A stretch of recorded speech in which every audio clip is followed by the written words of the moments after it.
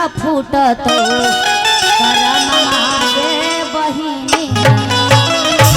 और यही पर भैया हो कि फूटत करम मांगे बहिनी, कि फूटत करम मांगे बहिनी, बगल में जे अपन धर्म माता फूटत करम मांगे बहिनी, बगल में जे अपन धर्म माता फूटत करम मांगे बहिनी, कि फूटत करम मांगे बहिनी,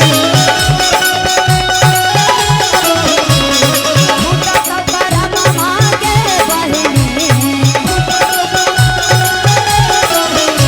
बगल में जे अपन धर्म माता फूटत करम मांगे बहिनी, बगल में जे अपन धर्म माता फूटत करम मांगे बहिनी।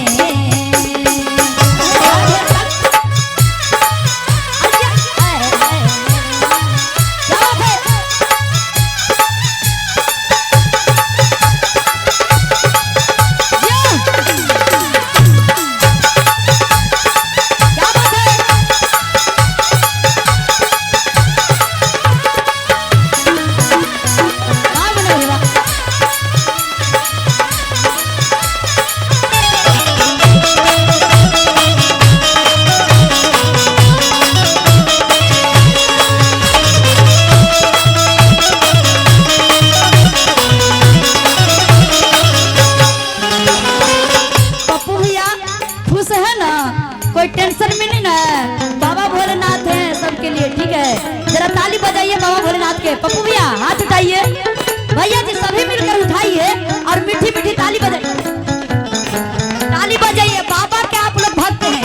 पीछे वाले बड़का भैया और कहते हैं जहाँ जहाँ जाई में इज्जत नहीं पाई में,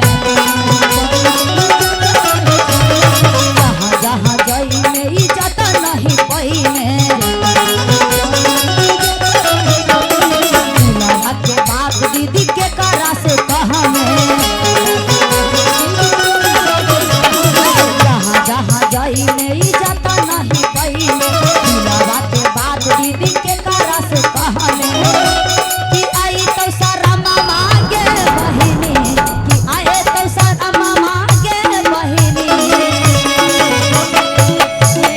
बदल में जे अपन धर्म माता फूटत करम मांगे बहिनी, बदल में जे अपन धर्म माता फूटत करम मांगे बहिनी, बदल में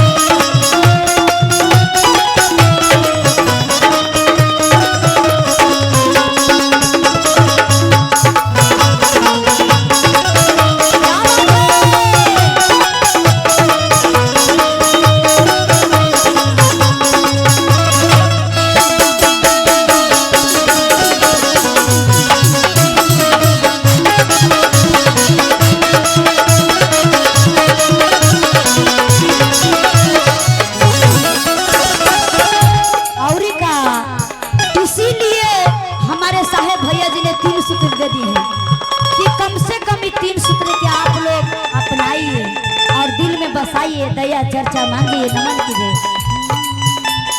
साहेब भैया देला धुना तीना गो गया नामा, नीलम दीदी देला धुना तीना गो गया नामा, हो गया नामा के दिल में अपनाई है, साहेब भैया देला धुना तीना हो गया नामा, तीन हो गया नामा के दिल में अपनाई है, दाया तो हो मांगी है गे बहिनी,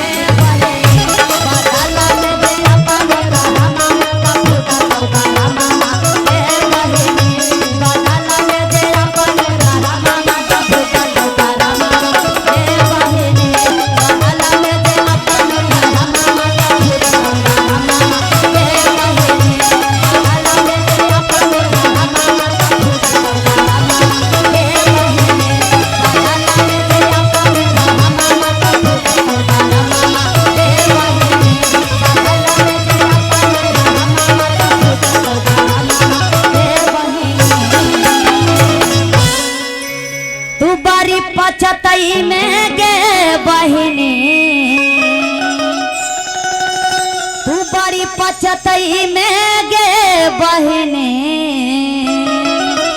आगे बदल में जे अपनो धरा मामा का फूटत हो करा मामा गे बहिने। प्रेम से बोलिए शंकर भगवान की, मैया पार्वती की।